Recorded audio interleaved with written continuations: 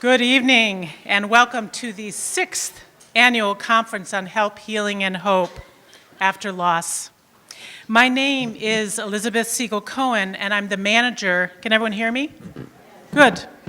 I'm the manager and bereavement specialist with the Jewish Healing Network, a program of the Jewish Child and Family Service, which provides resources, education, and support to individuals dealing with illness and loss. We are so pleased to welcome Rabbi Brener for this evening's community presentation.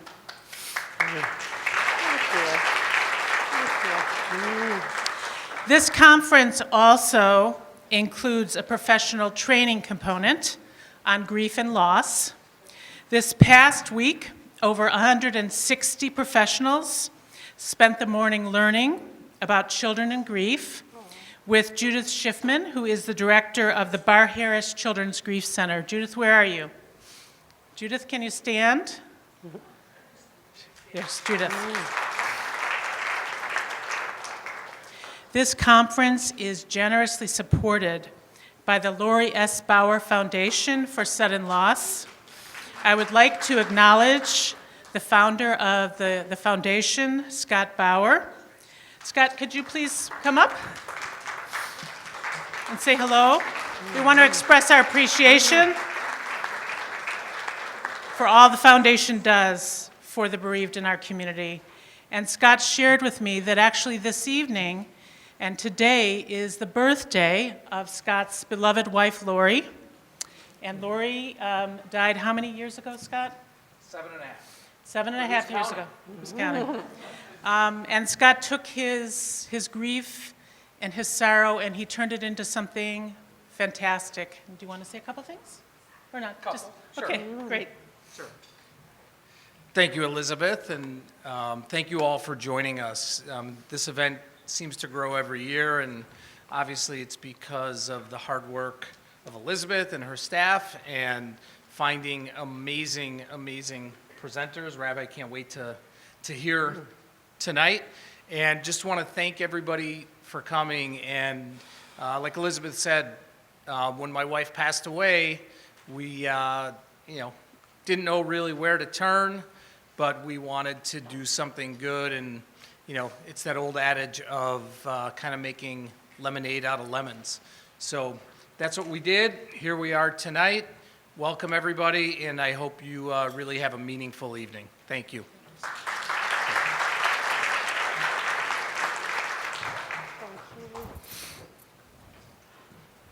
What an honor it is to see so many familiar faces, members of our community who have attended the continuum of support resources for the bereaved, including our Nechama classes for the newly bereaved, our loss-specific groups, our drop-in groups, our help and healing workshops utilizing other types of help, and our fall grief retreat, and of course this evening's conference. One of our goals has been to build a community for the bereaved, and I think with the turnout this evening, we see that we have been successful in our efforts. Before introducing our speaker, I would like to thank my JCFS Community Services colleagues for their support in preparing for this conference, especially Betsy Lazaro, Marcia Reynes, Debbie Lockett, and Rabbi Joe Ozarowski and Alana Boyskin. Rabbi Brener will speak for a little over an hour, followed by time for your questions. And at the end, we'll be selling the latest edition of her book, and she'd be happy to sign it for you, Morning in Mitzvah. And we're going to ask you before leaving this evening, if you could please just take a couple minutes and fill out an evaluation. It's in your packet. We do take very seriously what you have to say so that we can keep improving our program year to year. We know that parts of this evening's presentation may be emotionally stirring for some of you, so please do whatever you need to do to take care of yourselves. And we also have some of our JCFS support team. We have Rabbi Joe Ozarowski, we have Cantor Fortuné Bellulos, and we have clinician Lynn Scheiman, and they're in the corner there. So we don't want you to feel like you're being stalked, but if you leave, they may follow you just to check to see if you're okay. Okay, that's kind of something we've built in for tonight. We gather together this evening as individuals and family members touched by loss. Rabbi Brener knows loss both personally and professionally. She is a professor of ritual and spiritual development at the Academy for Jewish Religion in California, where she trains rabbinical, cantorial, and chaplaincy students to create healing spiritual communities. She is a spiritual director, a psychotherapist. She teaches meditation, and she's an author specializing in grief and healing, and has assisted institutions throughout the world in creating communities grounded in compassion. Rabbi Brener's writing has appeared in many anthologies on Jewish spirituality and healing, and she is a frequent contributor to the Los Angeles Jewish Journal. Her acclaimed book, Mourning and Mitzvah, originally published in 1993, is now in its third expanded edition. It is being translated into Spanish, and sections of the book have also been translated into several African dialects for AIDS hospice workers on the continent. Rabbi Brener was a bereavement chaplain for Skirball Hospice and is a founding faculty member of Yedidai's Moreh Derek. I knew I'm going to mispronounce that. You did well. Did I do okay? Jewish Spiritual Direction Training Program. She holds master's degrees in broadcast communications, Jewish communal service, social work, Hebrew letters, and was ordained at Hebrew Union College in 2008. And she's also a Rabbi Without Borders Fellow. She serves on the board of ALF, Alliance for Jewish Renewal, and the steering committees of the Kalsman Institute on Judaism and Medicine and the Southern California Jewish Burial Society. Rabbi Brener resides in Los Angeles, California, where she works with individuals in person and on FaceTime and Zoom.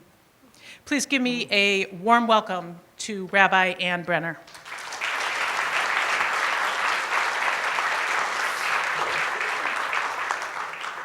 Do you have your I do. Can you all hear me?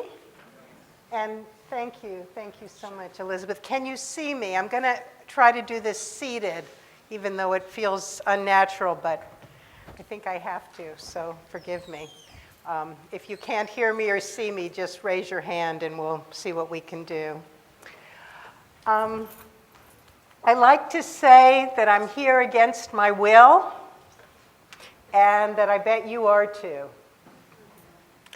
Nobody sets out to become an expert on grief.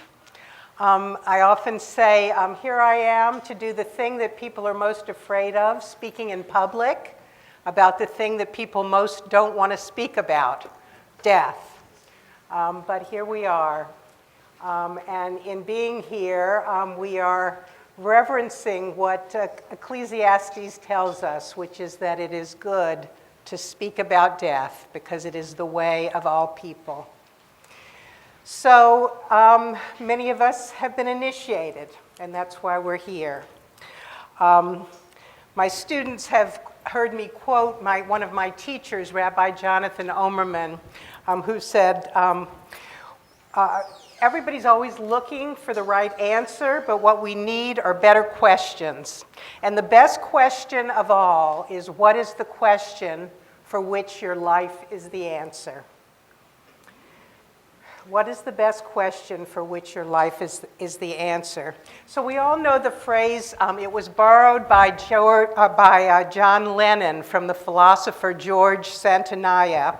It says, life is what happens to you while you're making other plans. So when I was 24, my mother committed suicide, and my sister died 3 months later in a car accident. Never mind that my natural father had died when I was 3 months old.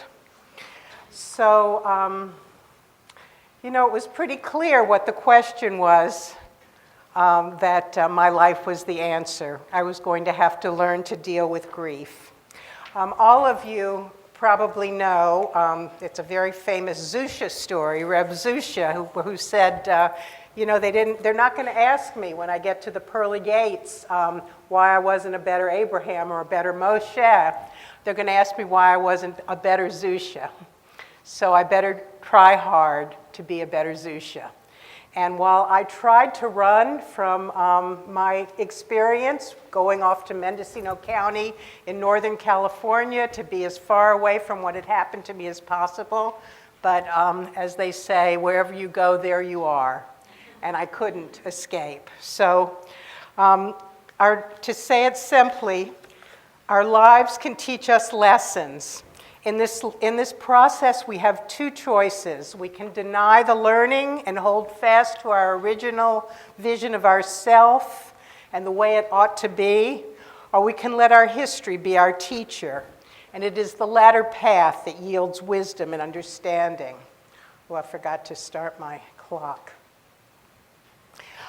So I had to struggle with this choice. As I said, it wasn't my plan, but I had to become the best Zusha that I could be. There's another Zusha story, and I think it's an even better one. Someone goes to his Rebbe, and he says, Rebbe, I have suffered so much. I've known death and illness and poverty, and I need your wisdom. And the Rebbe said to Zusha, he said to the man, you know, I've had an easy life. I think you need to talk to someone who's really had a life similar to yours. Go to talk to Reb Zusha. He's really suffered. So he goes off to talk to Reb Zusha, and Reb Zusha says, you know, I'm happy to talk to you, but I don't know why the Rebbe sent you to me. I've had a great life. So may I say that that's my blessing and my hope for all of you, because I suspect that you're here because you're not feeling that right now. But I'm hoping that in harvesting your grief, you'll be able to come to another place where you can look back on your experience with gratitude and with hope and with a sense that your life has been a good one. I'm going to start where I always start. Let's see.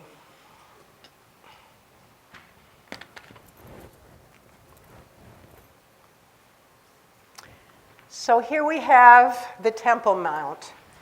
And on a day like today, it seems sort of ironic to be going here. But let's go there as if it is the beginning. As if it was a time when all Abrahamic religions went back to that place and counted it as their own. And where the grief that has ricocheted through generations, continually keeping us in a state of war, was not the reality. But let's go back to the original intent. There's a psalm that is attributed to King David. And it was written, we are told, for his vision for the temple, to be read at the dedication of the temple. And one of the lines in that psalm is, you have turned my mourning into dancing. You have turned my mourning into dancing. So my sense is that this was his vision. This was David's vision for the temple, that it would be a place where mourning was turned into dancing. And this is underscored by this line from Simachot, which is a minor tractate of the Talmud. It says, from the very beginning, Solomon built the temple only on this condition. If anyone is in distress, let him come there and pray. So my sense is that David and Solomon, legend or not, had this vision of the temple as a place of healing, which means that if we go back to the very roots of all of these traditions, what we have is a place for healing, is a vision for healing. Now there's a little trick in there, because the word dancing in Hebrew, in biblical Hebrew, there's 11 different words for dancing. When you translate it into English, it all comes out as dance, but they all have different nuances. And this one, the one in this blessing, is a word that means a ritual dance performed in circles, often by women.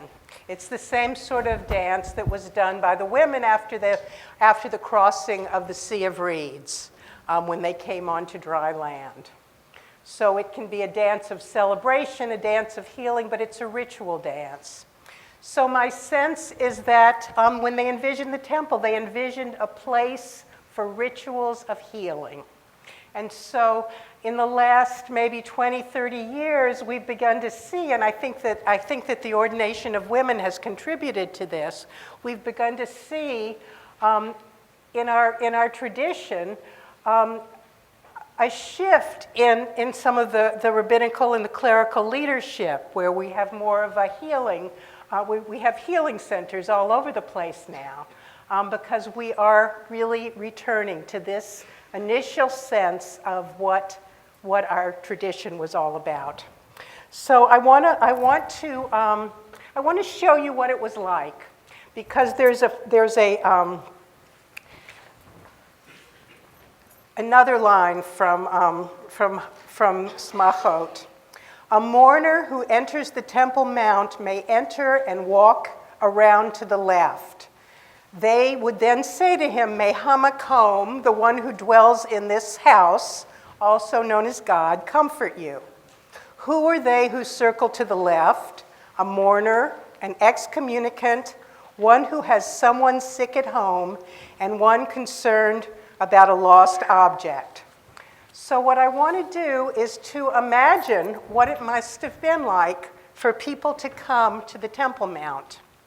And there was when the old temple, when the temple stood in Old Jerusalem, there was a special gate that was called the Mourner's Gate. And people walked into that gate, and everyone greeted them with the blessing, Hamakom Yenechem. Hamakom meaning the place, but also God. It's a name for God, but it's translated as the place. So may you find a place of healing, and may that place of healing be called God. Now, it wasn't just people who we consider mourners who walked that path.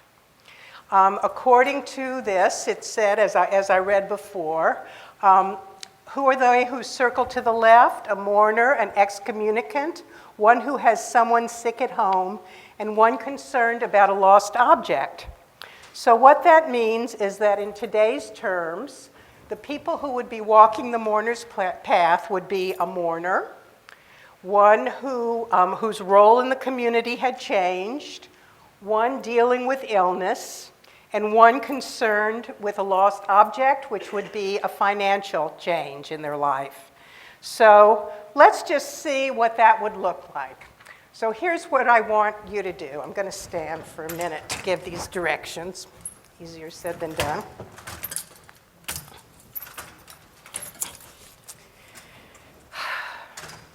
You know, there's value in being temporarily disabled, because it gives you a glimpse into the lives of people who are not so lucky as to be temporarily disabled. And at some point, each of us will probably have some sort of disability. So here I am. So here's what you'll see. There on your table, there are a few things that I want you to play with. I want you to turn your morning into dancing here, and we're going to play with it. First of all, I want you to see that box where there's something white that looks like that hanging. No, yeah, the box, yes. What is that? What? What that is a lacrimonium.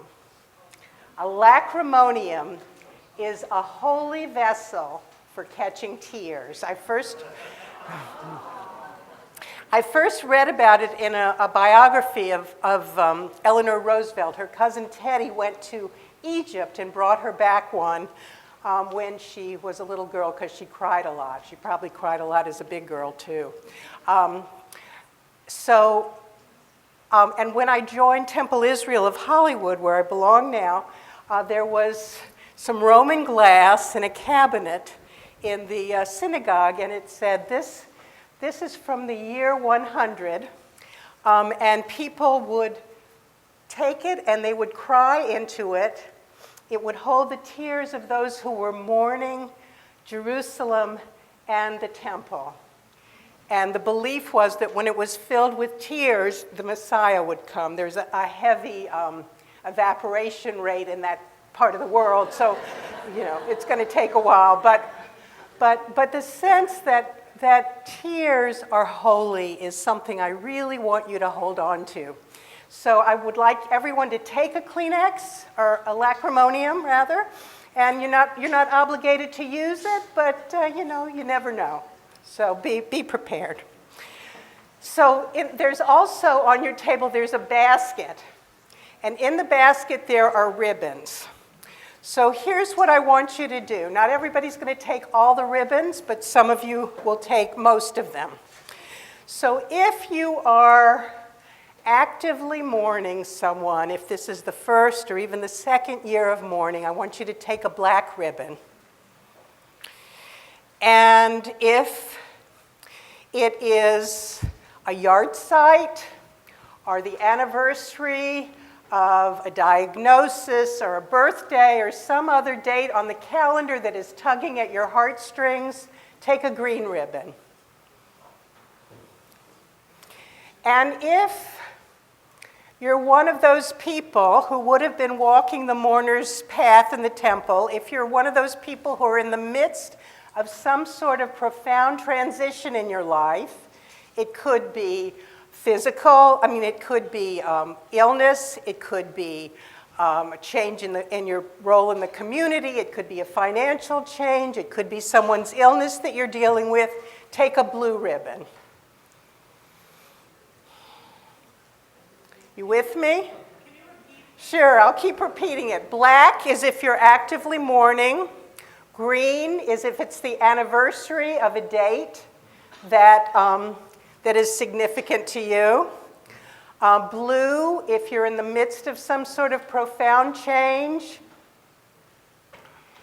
Purple. I'm not there yet. So I want you to figure a way to just display these on you. You can do it any way you want. Just find a way so that people can see you. So you got those three categories?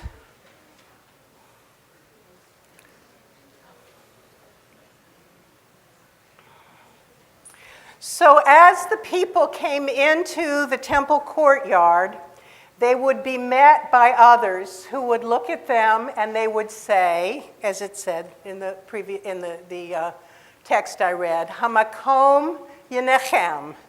Hamakom Yenechem. So these are the people who were not walking the mourner's path at that moment.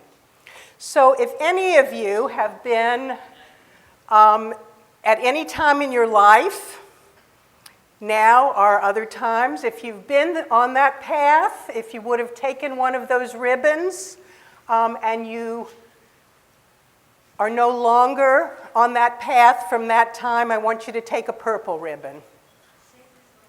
Okay. All right, so the purple ribbon is for people who have walked the mourner's path and have found themselves no longer on it. Even if you're on it again, but at some point in your life, you have said, okay, I'm not walking it right now. So is this clear? All right, so I want people to be able to see your ribbons.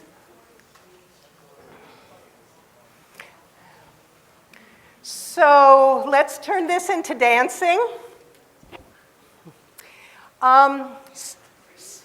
Stand up if you're wearing a black ribbon.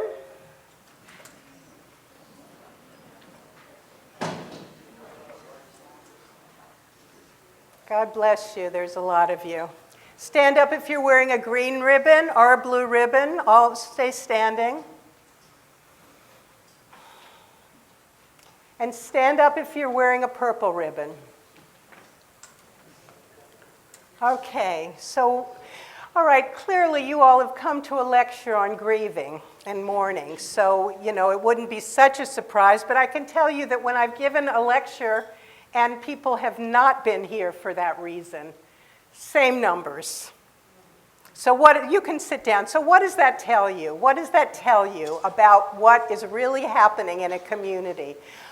Elizabeth spoke about a community of healing, a community of caring, but what does it tell you?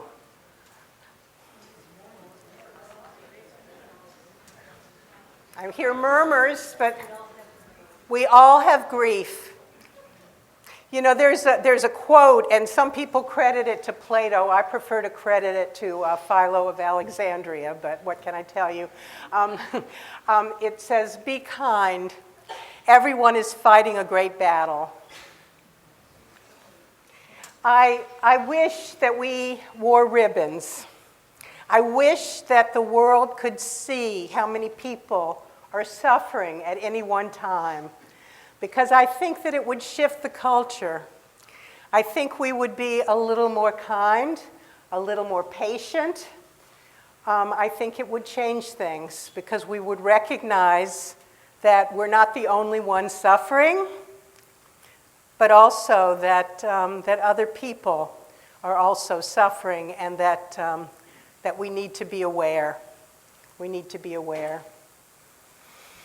So, with this tradition of healing, now we have the mourner's blessing, which is based on that old blessing. We say, "Hamakom yenechem echem betoch sha'ar avalei Tzion v'Yerushalayim," which means,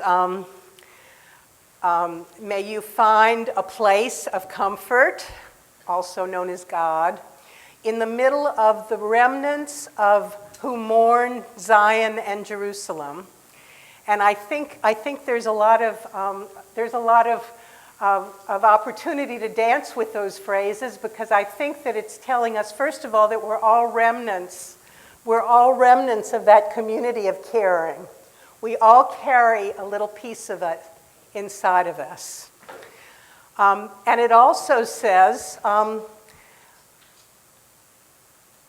that we are all the people who we want to be in the midst of when we're suffering are people who have been there. So the teaching here is that there's something to be learned. There's something to be learned, and ultimately I think what that thing is compassion. Because if we are properly attended to, if we are properly enabled to grieve, then we become more compassionate for ourselves, for the people who have gone, and even for the mysterious workings of the universe, even for God.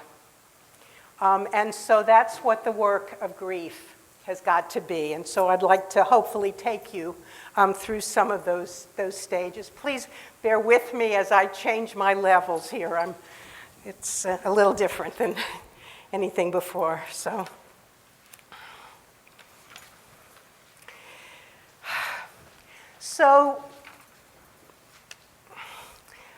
Judaism, with the simple words Hamakom Yenechem, we express our hope that mourners will find a place of comfort, but we also indicate that that place of comfort is the name of God. And it reveals the understanding that grief requires a womb of holiness, and it is a spiritual blessing.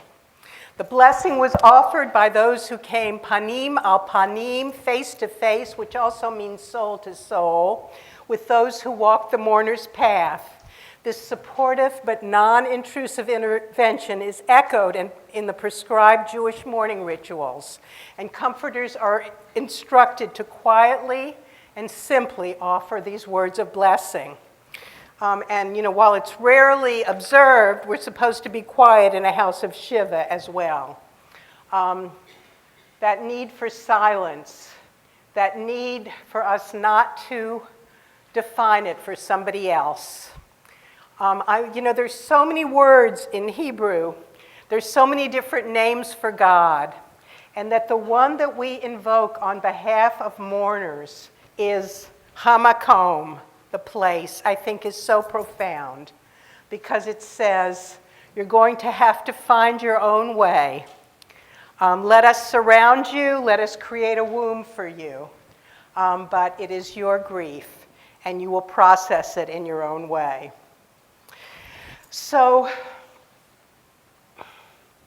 we could talk about the whole history of mourners' rituals that grew up over the millennia.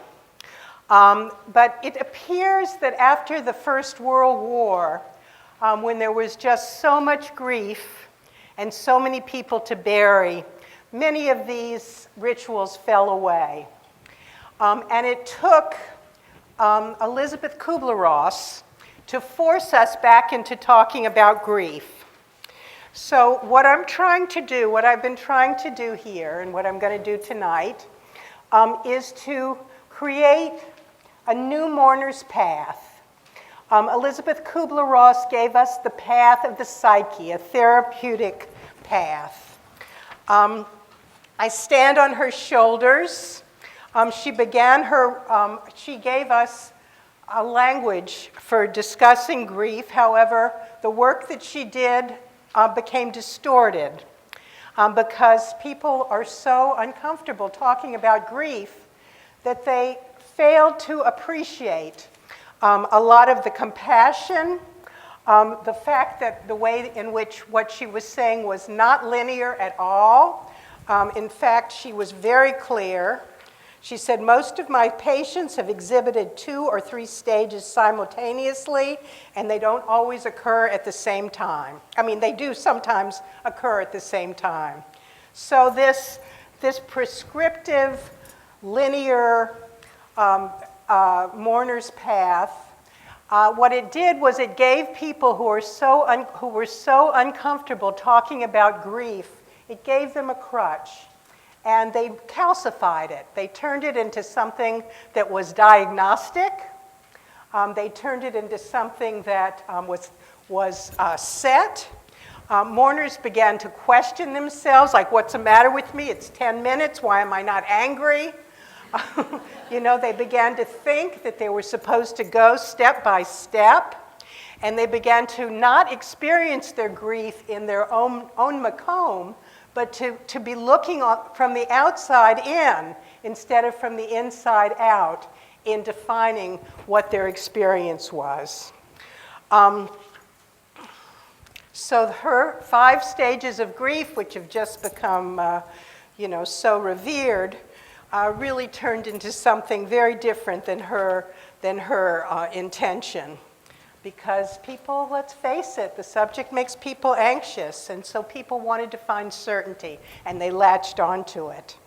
This is true of most things. People want certainty, so people choose fundamentalism.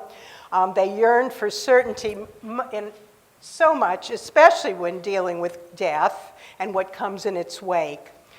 We struggle to find a secure seat on the roller coaster that is life. However, there are no completely secure seats on that roller coaster. In fact, the most profound lessons of death and grief come in the process of making peace with the fact that there is so little that we truly understand.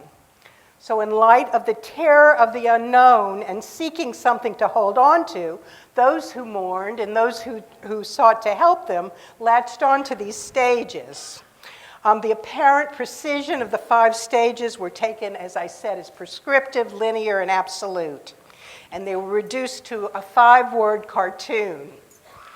As often happens when great ideas are assimilated into the mainstream and marketplace, the profundity of each stage lost much of her compassionate intention.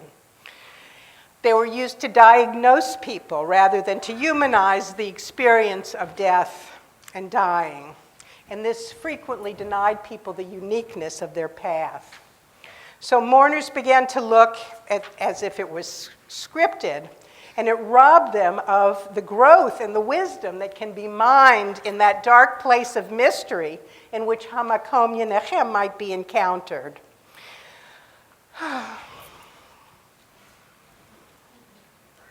Finally, conceiving of grief as a linear path gave the impression that grief is something you can race through, knowing what comes next instead of the roller coaster that keeps circling back on itself, that those of us who have faced mourning and who are now facing mourning know it to be. So if you have a good moment, you think, oh, thank God I'm over that. And then when inevitably one is catapulted back into one of grief's messy or painful feelings, the person will say, what's the matter with me? I thought I was over that. I'll never get better. But in truth, what we're needing to do is to learn to navigate this roller coaster. There is benefit in learning to navigate the roller coaster, in not clinging to the top or believing the bottom as if either of them is absolute.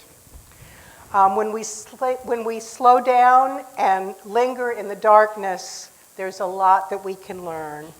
Each stage offers important information about being human, information that is often unavailable until we are initiated by loss, until we experience what the dear departed Leonard Cohen described as the crack in everything that lets the light come through.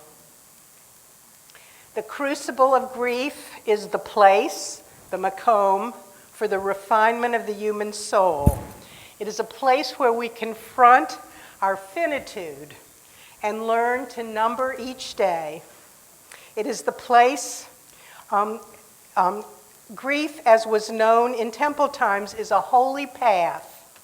And this too is a flaw in the Kubler-Ross model, which appears to not create a space for the spiritual question that grief calls forth. Because the trauma of grief not only focuses upon the loss of an individual or a situation, grief shatters our assumptions about God and the world. It can lead to a loss of faith both in God and in the mourner's sense of footing in the world. Kubler-Ross's secular psychiatric model was an appropriate one for the time of shattered faith in which she began her work among the ashes of the Second World War. Out of that rose all kinds of crises of faith. It was not only the typical mourner's questions like, why did my God make my mother suffer so much in her last years, but also where was God? What? Okay. Where was God during the Holocaust, but where was God when the bombs dropped on Hiroshima and Nagasaki? So psychologists and psychiatrists held the soul until new metaphors for God emerged and a different understanding of God's name emerged. So in the new edition of my book, Mourning in Mitzvah, I've tried to create a new template for grief work, reflecting the changing paradigm. Mainly, I try to provide a corrective that integrates the existential and spiritual questions that mourners ask, and to shift the journey from therapeutic to spiritual, and to return healing to its proper place, the place that defined it way back when. So in understanding that grief as a spiritual path is implicit in the Jewish mourning rituals, at the very beginning, what do? We tear our garment and we say, Baruch Dayan Ha'amet, which is, I think, a tall order for mourners to initially, at the very moment of hearing about a death, want to praise God. But the fact that we are told to do that tells us that this is going to be a spiritual journey. Also, mourners are exempt from various religious obligations during the early stages of mourning, which indicates that the sense of dislocation and alienation that mourners often feel in the early stage of grief extends to their connection to God. So when you're first hearing of a death, you're not likely to want to praise the great name, as the Kaddish tells us to. But these rituals gently nudge us to ask the question. So I'll paraphrase Tina Turner, which is, "What's God got to do with this?" So let me introduce you to the new mourner's path. So you have, this is the, oops.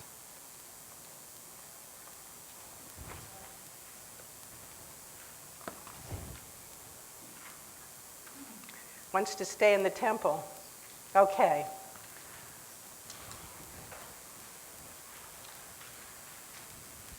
So what I've tried to do is to conceive, actually maybe we'll go back to that.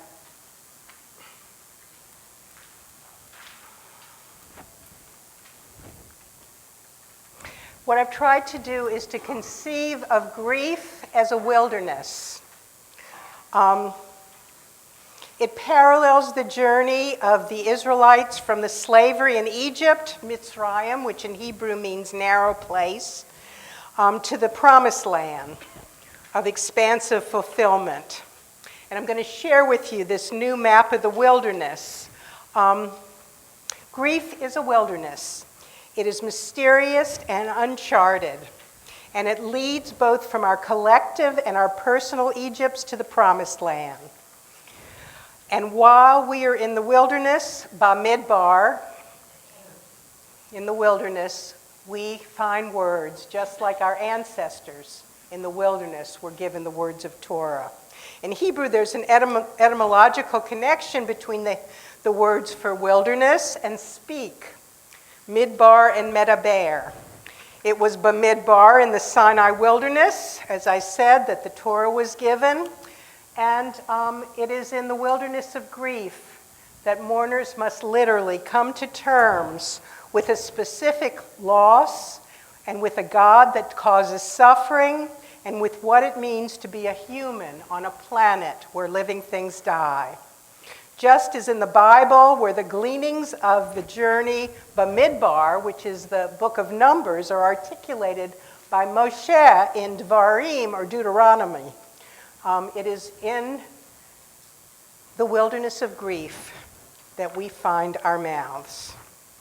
So let's go to the first sukkah. Well, wait, I'm sorry.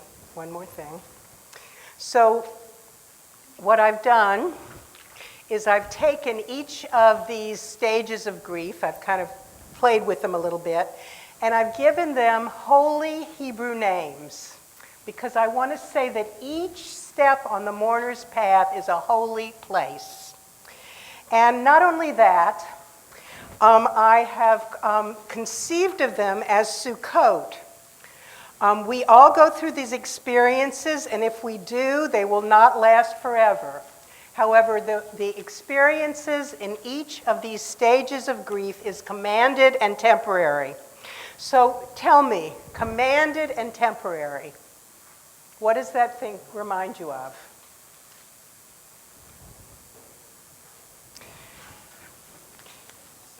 Sukkot, thank you. She's read the thing, what can I say? So our time in the wilderness was spent living in huts, in tents.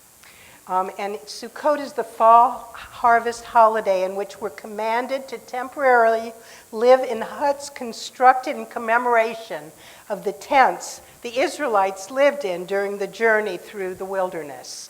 So here we are during Sukkot living in these commanded fragile structures, yet we're also commanded to celebrate. It's Zman Simchatenu. So if ever there was a basic spiritual teaching, it is that we live as vulnerable creatures living in fragile temporary structures, but it's also Zman Simchatenu. It's the time to be happy. This is the ultimate spiritual teaching. Because we are commanded to find joy in the midst of our vulnerability while living in the Sukkah, and because we will dwell in the Sukkah for only a short time, I think that the Sukkah is the perfect metaphor for the stages of grief. Again, my message to those who mourn is you must dwell there, but it won't be forever. Be courageous and fearless. See what each Sukkah has to tell you. So therefore, I conceive of each of the stages of grief as a Sukkah. a place, hamakom, where mourners are commanded to dwell temporarily in order to contain, shape, focus, express, and thus transform their grief, to literally come to terms. So I'll just give you another biblical quote. Matovu o halecha Yaakov mishkenotecha Yisrael.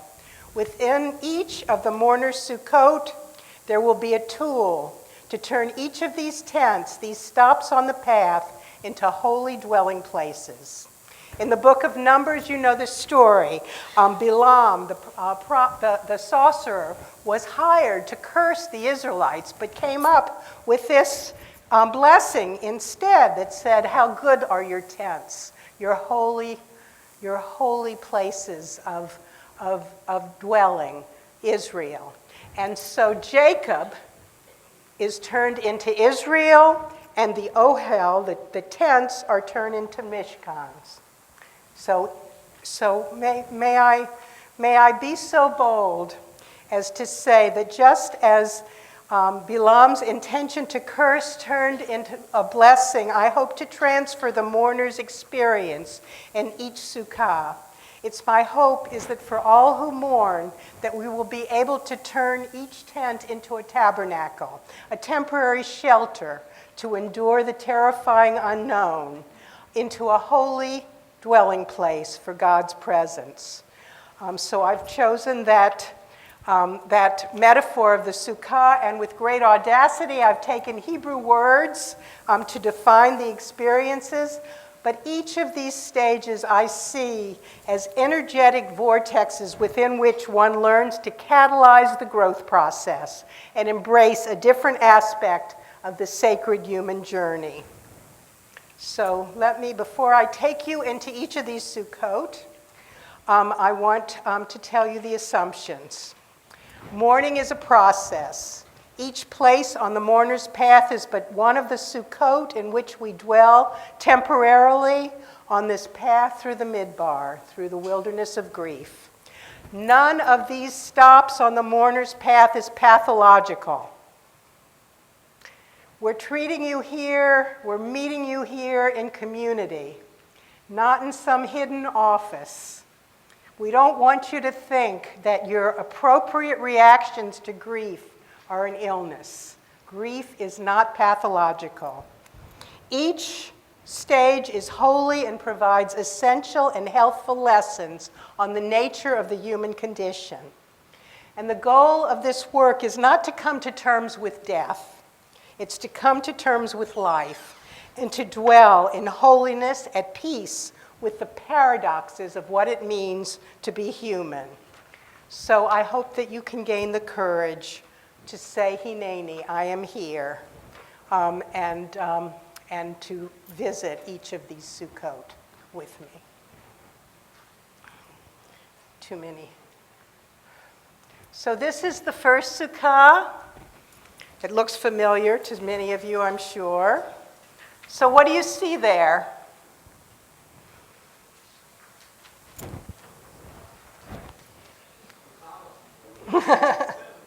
Well, it looks like a place where someone would sit shiva. So I'm going to begin with a riddle. Why are round things served in the house of mourning? Why are round things like bagels, peas, eggs? Okay, so everybody always says the cycle of life, and that's not wrong.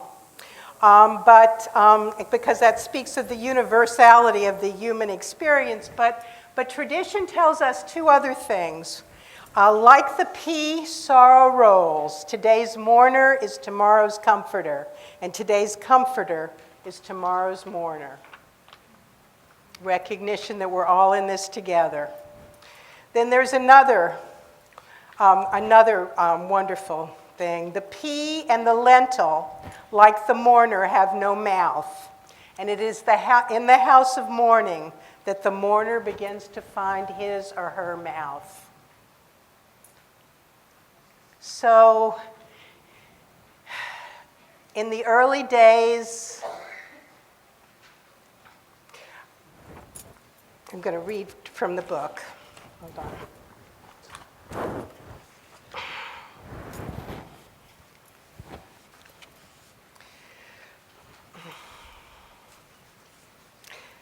So the first stage that Elizabeth Kubler-Ross spoke about was denial, but denial is totally not right. Denial can sound pejorative. It sometimes implies willful delusion. But I think that this word attempts to describe what is actually healthy resistance. And this is what I think people feel initially. Instinctively, the mourner is incapable of integrating the new paradigm until it feels safe. So I have named this sukkah Yira Pachad to affirm our inability to surrender our basic assumptions when we first enter the wilderness of grief. Now, Yira is the Hebrew word for awe, but the Jewish mystics speak of two sides of Yira, lower and higher. So this is the sukkah of lower awe, and we enter this sukkah of early loss with fear and trepidation. We're blindsided by our grief. We don't know how to process it. It describes this sukkah, we experience the shock of coming toe-to-toe with life and death's great mysteries before we can possibly absorb them. Yira communicates the intense, numb state of the early mourner when loss is first confronted, and mourners must build the defenses needed to filter the blinding light of the unbearable truth. They may feel alienated from life and God, and Judaism, as I said, exempts mourners from specific spiritual routines. In this sukkah, dancing, David's prescription for healing seems impossible. The mourner sits frozen on the couch, body contracted, mouth mute. Slowly, he or she begins to thaw. The hips sway with the words of the Kaddish. The head nods in response to condolences. Small bits of eggs or bagels are taken and slowly swallowed. These slight movements begin the work at the core of David's vision for the temple of healing. So remember what it was like in those first stages. It's exhausting.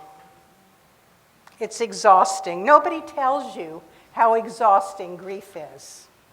So on top of everything else, you think there's something wrong with you, that maybe you're sick.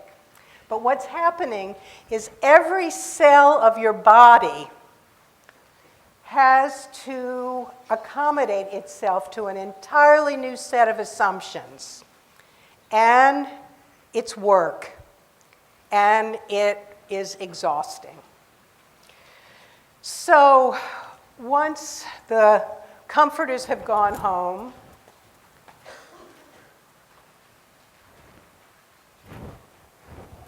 the mourner is often left alone.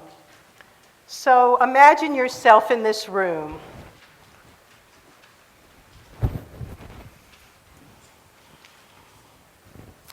Moses beseeched God to see God's presence. Please, let me see your kavod. I have named this sukkah kavod because kavod means honor, it means weight, and it means glory. This is where the gravitas of grief is experienced. This is where we sit, we cry, and we yearn. And we yearn and we yearn. People come in to me and they say, I can't move, I'm paralyzed, I'll never get up again. And I'll say, no, your body is telling you what the whole culture is trying to deny you. Your body is saying, honor grief. Take the time you need to process this loss, to honor what is lost, to honor what the teachings might be, and to remember. There's a fountain there, and if you see, there's one of those little lacrimonia there. By the way, this is all doll furniture. So that little tissue box is about the size of my pinky nail. It's tiny. So like Moses behind the cleft of the rock, begging for God, please let me see your face. And God's saying, I can't let you see my face, but you can experience my presence. You can learn what my true qualities are all about. So we sit there in that sukkah, feeling the weight of grief, yearning.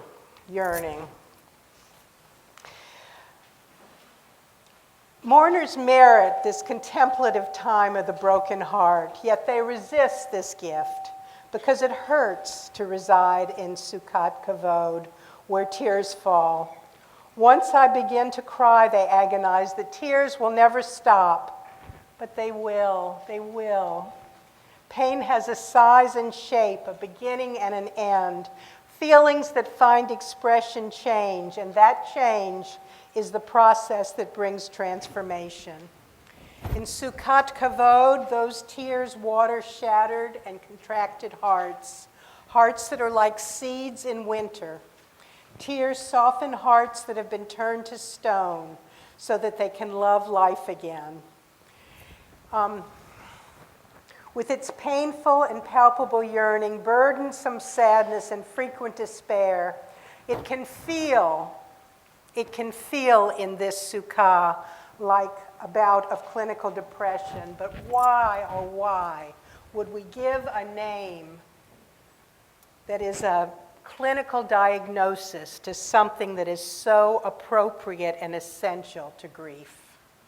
Why pathologize appropriate sadness? Grief is hard enough. Mourners should not also have to think there's something wrong with them. Kavod is most often translated as honor, as in the biblical commandment to honor mother and father, but it can mean, as I said, weight, heaviness, and glory, and also presence. It describes the gravitas of grief. Like Ira, Kavod has two poles, and so what we want is to be able to sit with the weight of it until there are little palpable senses of life coming again. And so what that often looks like, I'm sorry, I'm not here. There are moments when you see a flower or a baby or an animal of some kind, and you are catapulted into the present. You might even laugh. You all of a sudden are, at least for a split second, you're not a mourner. And those moments, then you think, oh my goodness, I'm supposed to be in mourning. How can I feel that? But what I like to say is that each time you have one of those moments, you get a pearl. You get a pearl. Now, I chose a pearl because there's a midrash that says that Abraham wore this big pearl around his neck, and whenever anybody saw that pearl, they were healed. So what I want you to do is imagine yourself accumulating pearls so that those moments when you are able to be in the present begin to build up as you visit the next Sukkot.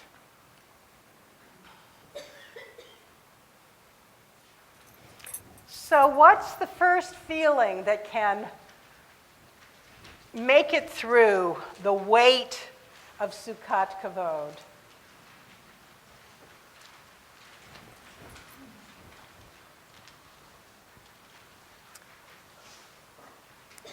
Well, some would say anger. But I have gone really far out on a limb with this one, and I'm naming it Kodesh, holy. Because I think that The anger that mourners often express, which sometimes feels very inappropriate, is actually life energy returning. Mourners have hot lava inside of themselves. They are outraged by loss. They are outraged by what it means to be human, and to see suffering and to suffer themselves. They are outraged at a God who allows such things to happen. So what I have tried to do is to say that that outrage is in fact holy, holy life energy, which is asserting itself. One of the ways that we translate Kodesh as obviously holiness, but it's also separation.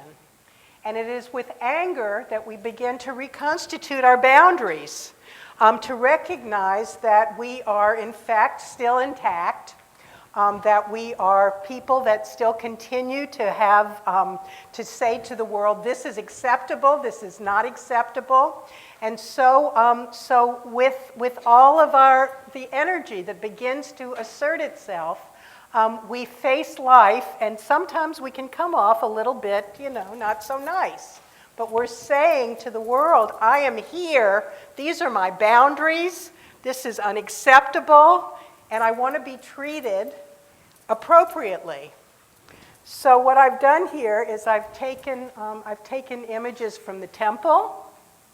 I've also got here, mourners have hot lava inside of themselves. It's just yearning to find an entrance. So, usually it's a brother-in-law. Somebody does some little thing that in a normal situation wouldn't bother you at all, but all of a sudden, you become outraged. I remember my mother went she went to Dallas to go to to attend a funeral. It was not easy for her. She had 2 little kids at home. And somebody took her out from the house of Shiva to buy a pair of glasses. He was an optician. And she came back, and the person whose son had died never spoke to her again. It was, mourners are desperate to express their rage, and they'll find whatever's next, because who wants to yell at God? Who wants to yell at the person who's gone? Who wants to confront the universe? But that is what mourners must do in order to find new footing in a world which has in many ways betrayed them. So if people have asked me why the bicycle, I used to have a stationary bike in my office, and people would come who were having a really hard time finding that voice of anger, and I would get them on the bicycle, and they would pedal and pedal and pedal, and after a while they were able to find their life energy again, and began to express both rage but also holy, holy life energy. So that's what this is about, this sukkah.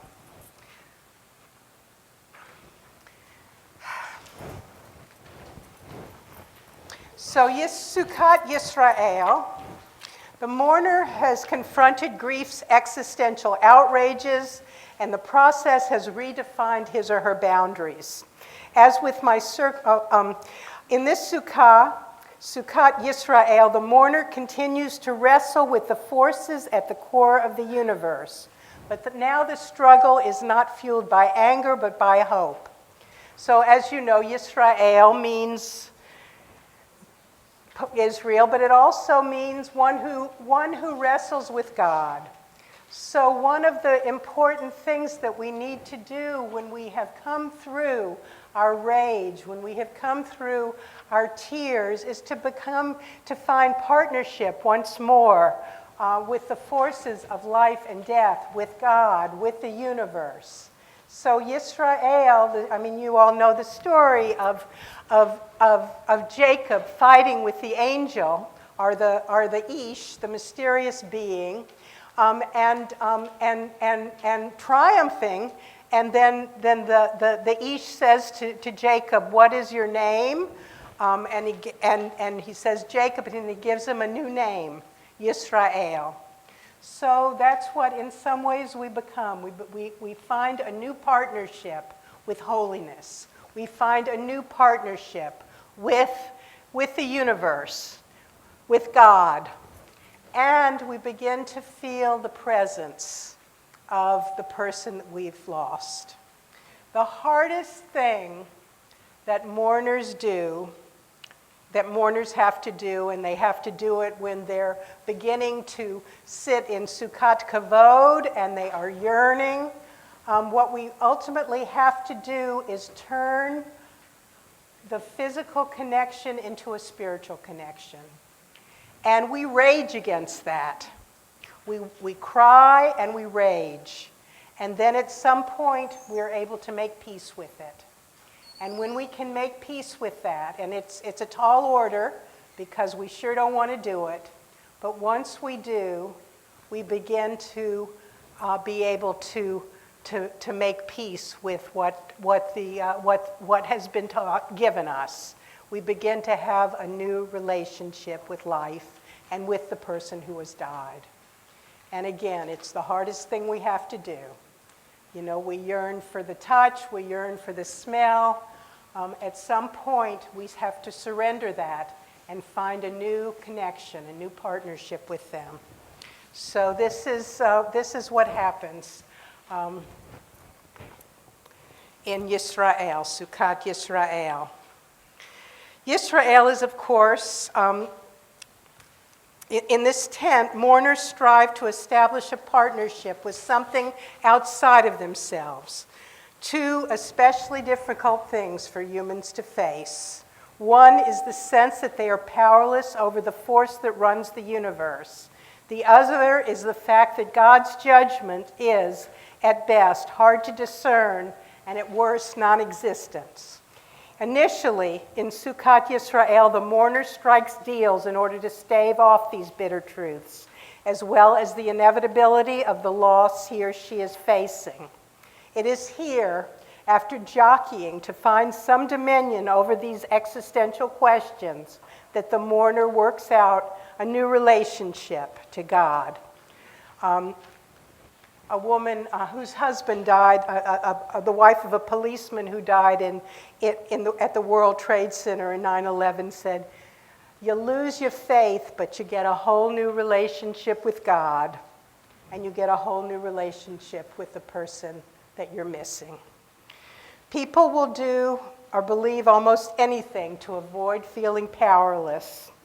A woman came up to me after her mother's suicide, and she sat across from me and she said, "If only I hadn't gotten a tattoo, my mother wouldn't have killed herself." The belief that a tattoo or a haircut or a different doctor or having left the room at a crucial moment, the list is infinite, could have made a difference in averting the severe decree is a kind of bargain that we make. These beliefs are often voiced with the opening phrase, "if only," as if they were mere fleeting thoughts, but they soon become rigid beliefs to which mourners commit, and they can hold for a lifetime. Mourners choose to suffer undeserved guilt because they would much rather feel responsible for the suffering that they feel than be catapulted back to the terrible powerlessness that they may have felt in the early Sukkah. It can be preferable to believe that they have some control over the forces that shape their lives, even if they are left with the burden of guilt. The belief that life is absurd is a painful foundational stone. So mourners wrestle. They try to make sense of the world. They appeal to a just God, even when no justice is evident. They seek some role for themselves in the workings of the universe.